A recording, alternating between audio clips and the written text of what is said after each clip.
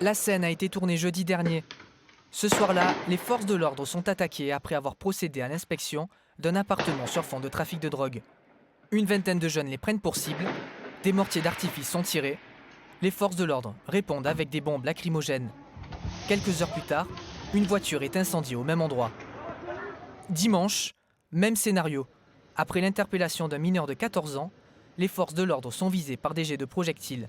Les policiers ripostent, l'affrontement ne fait aucun blessé. Véronique habite dans le quartier depuis 6 ans.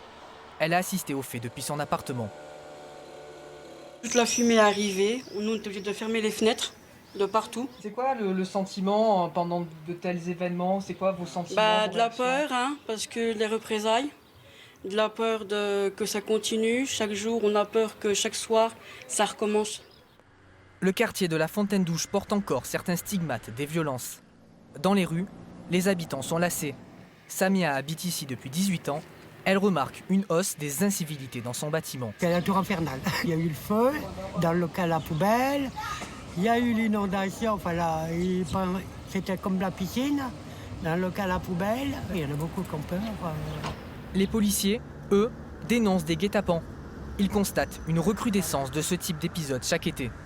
C'est les vacances scolaires, donc il y a des jeunes pour qui c'est triste de le constater, mais ça peut être un passe-temps de provoquer les forces de l'ordre, de s'en prendre aux forces de l'ordre quand ils passent, sans autre motif qu'une certaine forme d'amusement.